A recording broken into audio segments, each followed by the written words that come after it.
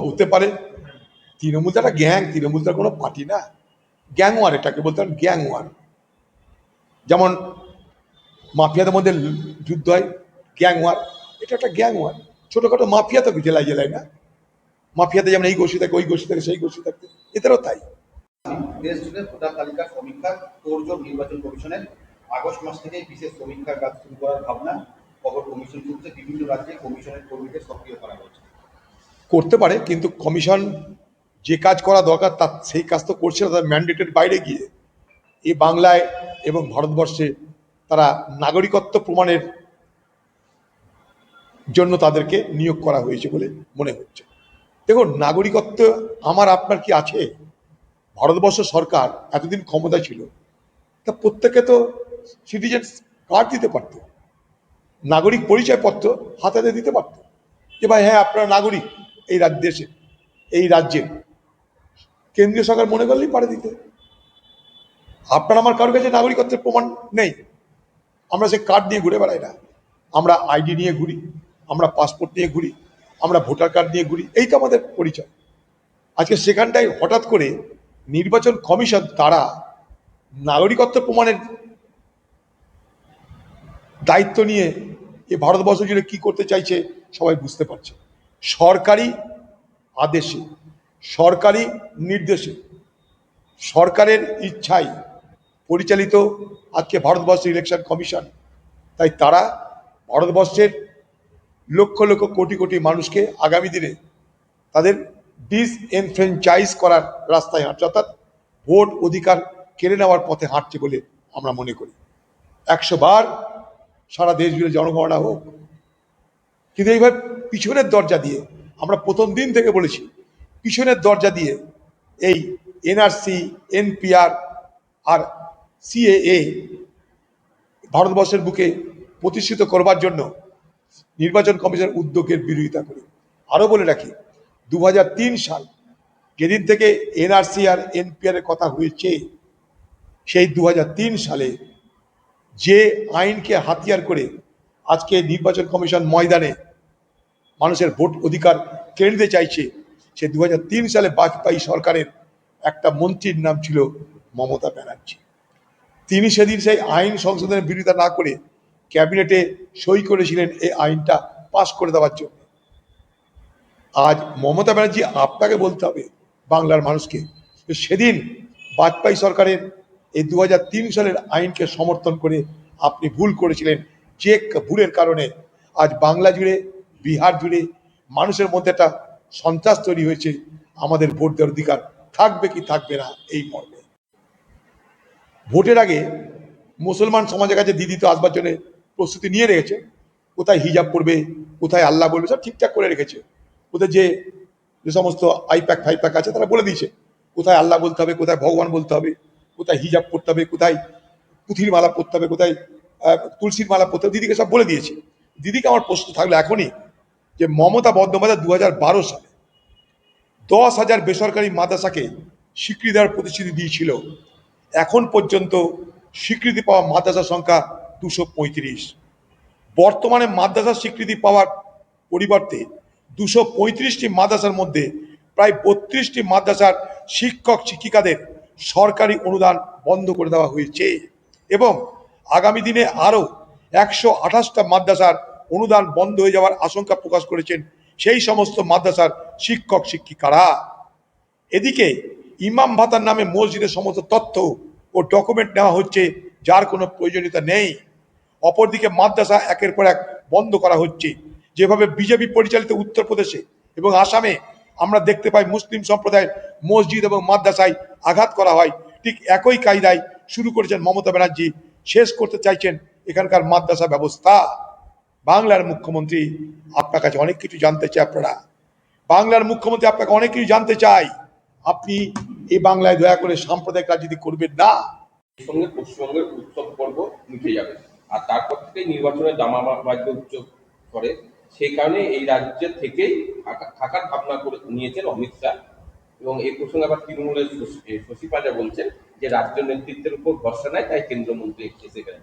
কি করে ওদের দলের এত নেতা এত মন্ত্রী তৃণমূলের, সেখানটাই দিদি ছাড়া হয় না। ওদের দলের এত মন্ত্রী এত নেতা, কিন্তু সেখানে মোদি আর অমিত শাহ ছাড়া হয় না, যে যার পার্টির ব্যাপার এটা। তো সমস্ত নথি সংরক্ষণের ক্ষেত্রে জেলা প্রাথমিক বিদ্যালয় সংসদগুলিকে চূড়ান্ত গোপনীয়তা রক্ষার নির্দেশ রাজ্য প্রাথমিক শিক্ষা পর্ষদের। দুর্নীতি থাকতেই কি এমন নির্দেশ? অবশ্যই দুর্নীতির দুর্গন্ধ সারা বাংলার সমস্ত দপ্তরে যেমন বার হচ্ছে, সেরকম শিক্ষা দপ্তরেও আজকে সেই দুর্নীতির দুর্গন্ধে আচ্ছন্ন। সেখান থেকে আর যেন কোনো দুর্নীতির গন্ধ না বার হয়, তা আবার ভোটের আগে, তার জন্য বাংলার মুখ্যমন্ত্রী সতর্ক এবং সচেষ্ট, তারই জন্য গোপনীয়তা রক্ষা হচ্ছে। বাংলার মুখ্যমন্ত্রী এখন আরেকটা নতুন চাল শুরু করেছে, নির্বাচনের চাল। সেটা কি? সেটা হচ্ছে উনি বাঙালি যারা বাইরে কাজ করেন তাদের জন্য নাকি উনি খুব দুশ্চিন্তা করছে, তাদের ভালো মন্দ নিয়ে খুব চিন্তা করে তিনি এবার এখানটায় মিছিল করবেন, এবং সেই মিছিলটা এই বিধানসভা নির্বাচনের আগেই তিনি সেই মিছিল করতে চাইছেন। আমার প্রশ্ন হচ্ছে যে এই পরিযায়ী শ্রমিক এই বাংলায় কতজন আছে, বাংলার পশ্চিমবঙ্গ সরকারের কথা বলতে হবে। এই পরিযায়ী শ্রমিকের দৌলতে পশ্চিমবঙ্গ সরকার বছরে কত টাকা রোজগার করে তার ব্যাখ্যা দিতে হবে। কেন কথাটা বলছি? আজকে বাংলার যে অর্থনীতি, সেই অর্থনীতির একটা বিরাট অংশ শুধুমাত্র পরিযায়ী শ্রমিকদের দৌলতে অর্জন করে থাকে পশ্চিমবঙ্গ সরকার। বাইরের রাজ্যে তারা রোজগার করে, বাইরের দেশে তারা রোজগার করে, সেই টাকা তারা সংসার খরচের জন্য পাঠায়, টাকা প্রেরণ করে, যাকে বলা হয় রেমিট্যান্সেস। সেখান থেকে রাজ্য সরকারের রোজগার হয়, সেই টাকার আদান প্রদান চলে রাজ্যে রাজ্যে, সেখান থেকে বাজার চলে, সেখানে কেনাকাটা বাড়ে, সেখানে বাণিজ্য চলে।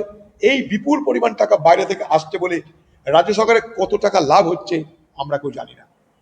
আজকে অবাক হয়ে যাবেন, কেরলে এত শ্রমিক বাইরে থাকে বিদেশে, তাদের পাঠানো টাকায় কেরল রাজ্যের যত রোজগার তার 70% পুষিয়ে যায় বাইরের দেশে পাঠানো সেই কেরলের শ্রমিকদের অর্থনীতি। সেরকম পশ্চিমবঙ্গেও আমাদের যত রোজগার পশ্চিমবঙ্গ সরকারের, এই যে লক্ষ্মীর ভাণ্ডার, কন্যাশ্রী, যুবশ্রী, তার কত টাকা এই পরিযায়ী শ্রমিকদের অর্থ প্রেরণের মধ্যে দিয়ে পাওয়া যায় তার খবর আমরা জানি না। কারণ কি জানেন? আমি তার জন্য বহুদিন ধরে দাবি করছি, পশ্চিমবঙ্গ সরকার একটা পরিযায়ী শ্রমিকদের জন্য একটা আলাদা মন্ত্রক খুলুক, পরিযায়ী মন্ত্রী হোক, সেই মন্ত্রকের নাম হোক মিনিস্ট্রি অফ মাইগ্রেটরি লেবার। কারণ এত লক্ষ লক্ষ লক্ষ লক্ষ পরিযায়ী শ্রমিক বাইরের রাজ্যে আছে, বাইরের দেশে আছে, তাদের কোনো ঠিক ঠিকানা আমরা জানি না। তারা জেল খাটছে, তারা অত্যাচারিত হচ্ছে, তাদেরকে ধাক্কা দিয়ে বার করে দেওয়া হচ্ছে। আমি গতকালও রাষ্ট্রপতিকে চিঠি করেছি যে এই সমস্ত পরিযায়ী শ্রমিকদের বিষয়ে ভাবনা চিন্তা করা উচিত। কিন্তু এই পরিযায়ী শ্রমিক নিয়ে বাংলায় ভোটের রাজনীতি শুরু হয়ে গেল। এতদিন দিদির মনে থাকলো না পরিযায়ী শ্রমিকের কথা। এই কোভিডের সময় জানেন, করোনা এক্সপ্রেস বলে এই বাংলায় ট্রেন ঢুকতে দেওয়া হয়নি, সেই ট্রেনে কিন্তু পরিযায়ী শ্রমিকরা আসছিল। তুমি মামাটি মানুষের সরকার বলে দাবি করো, আর বাংলার পরিযায়ী শ্রমিকরা বাইরে থেকে যখন আসছে ট্রেনে করে, সেই ট্রেন জোগাড় করতে আমি নিজে রেলমন্ত্রীর কাছে বলেছিলাম আমি রেল দপ্তরের সামনে অবস্থান করব, ট্রেন দাও। 50টা প্রথমে ট্রেন দেওয়া হয়েছিল, এবং কেরল থেকে প্রথম যে ট্রেনটা বাংলায় নিয়ে আসার কথা ছিল, মুখ্যমন্ত্রী মমতা ব্যানার্জি তার বিরোধিতা করলো। কি বলল? করোনা এক্সপ্রেস আমি ঢুকতে দেব না। পরিযায়ী শ্রমিকদের করোনা হয়েছে এই অপবাদে আপনি তাদেরকে বাংলায় ঢুকতে দিলেন না। সেই বাংলার মুখ্যমন্ত্রী আজ পরিযায়ী শ্রমিকদের জন্য আপনার কুমিরের অশ্রু বার হচ্ছে, তাই তো? কারণ ভোট এসছে, মোদিজি আসবে ভোট করতে, বলবে বাংলাদেশি কোথায়, ধরো আর মারো। আর দিদি বলবে আমি কেন আছি, আমি কি করতে আছি, যত বাঙালি সব তোমরা আমার কাছে এসো, আমার জন্য ভোট করো। এই তো গল্প। মোদি আর দিদির মধ্যে আবার সেই ভোটের অঙ্ক শুরু হয়ে গেল এই পরিযায়ী শ্রমিকের সামনে রেখে। কিন্তু পরিযায়ী শ্রমিকরা কারা? সরকারের কাছে কোনো তথ্য নেই, পরিসংখ্যান নেই। তারা কোথায় সরকার জানে না, তারা কিভাবে আছে সরকার জানে না, তাদের জন্য কোনো সুরক্ষার ব্যবস্থা সরকার করে না। আপনি কেন উড়িষ্যার মুখ্যমন্ত্রীর কথা বলছেন না? সেও মুখ্যমন্ত্রী, আপনিও মুখ্যমন্ত্রী। আপনি কেন মহারাষ্ট্রের মুখ্যমন্ত্রীর কথা বলছেন না? সেও মুখ্যমন্ত্রী, আপনিও মুখ্যমন্ত্রী। আপনি তো প্রধানমন্ত্রীর সঙ্গে দেখা করেন, আপনি তো অমিত শাহের সঙ্গে দেখা করেন।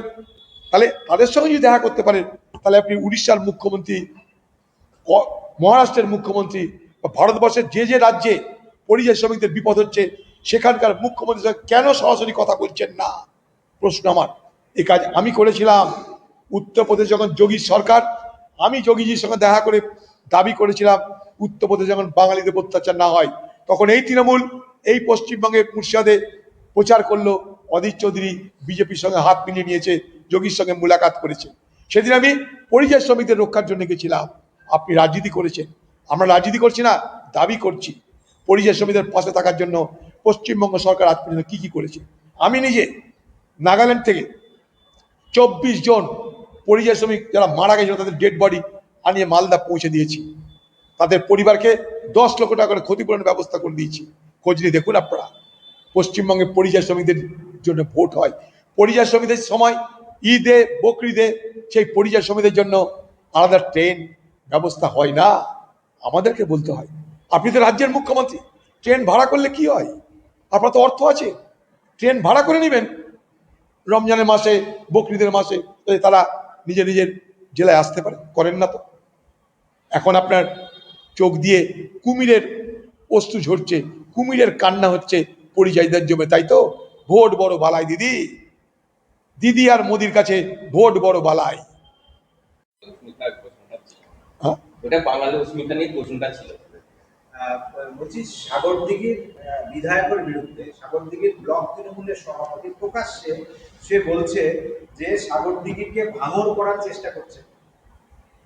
দেখুন প্রথম কথা হচ্ছে যে সাগরদিঘিকে ভাঙর করার চেষ্টা করছেন। এই বিধায়ক গেছিলেন নিজের ব্যবসা বাঁচানোর জন্য, দলবদল করেছিলেন, এবং এলাকায় যদি কেউ মারা যায় তাহলে দায়ী থাকবেন তৃণমূল বিধায়ক, সরাসরি এরকম ভাবে অভিযোগ করছে। দেখুন আমি যেটা বলতে চাইছি সেটা হচ্ছে যে, এক সেকেন্ড দাঁড়াবে ভাই,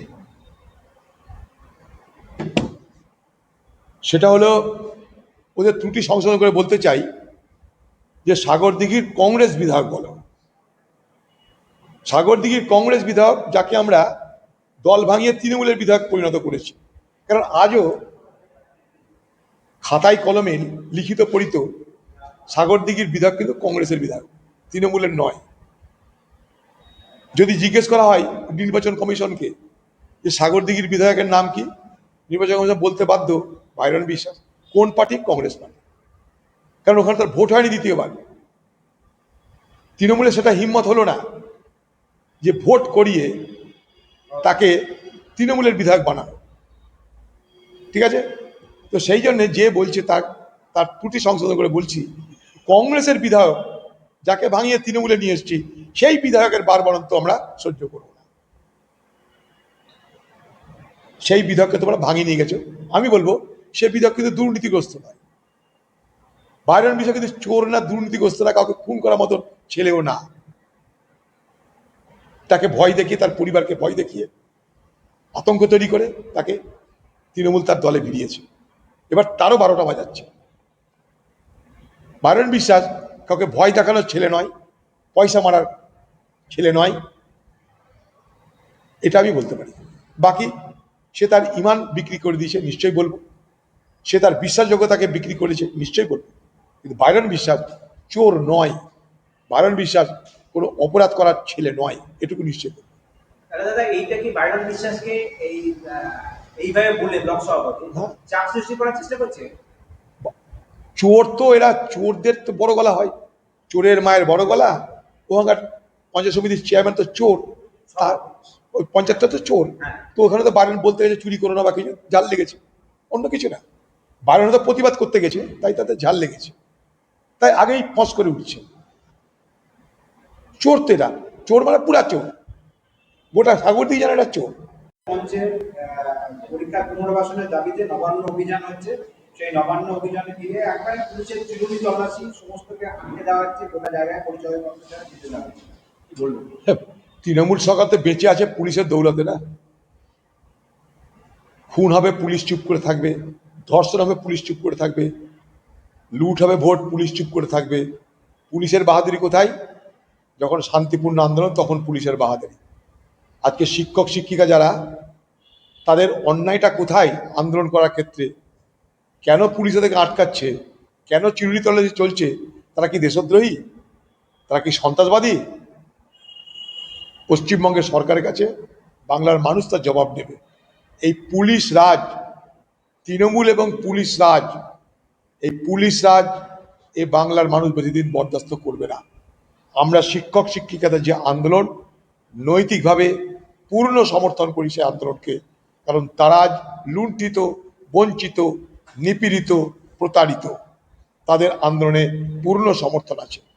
পশ্চিমবঙ্গ সরকার তাদের যদি বিন্দুমাত্র লজ্জাবোধ থাকতো, মর্যাদাবোধ থাকতো, সম্মানবোধ থাকতো, মানুষের প্রতি মমত্ব বোধ থাকতো, তাহলে এই শিক্ষক শিক্ষকদের আন্দোলনের পাশে এই সরকারি দলের লোকদের সমর্থন করা উচিত ছিল বলে আমি মনে করি।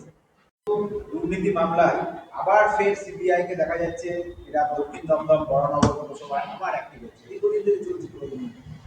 দেখুন, সিবিআই তার নিজের মতো করে অ্যাক্টিভ হয়, আবার ডিঅ্যাক্টিভেট হয়। যখন ব্যাটারিতে চার্জ দেওয়া হয় দিল্লি থেকে, অ্যাক্টিভেটেড হয়ে যায়। আবার যখন চার্জ উঠিয়ে দেওয়া হয় তখন ডিঅ্যাক্টিভেটেড হয়ে যায়। এখন ভোট আসছে, এখন চার্জ দিয়ে দিয়েছে, অ্যাক্টিভিটি বাড়বে। ভোট শেষ হয়ে যাবে, আবার অ্যাক্টিভিটি কমে যাবে।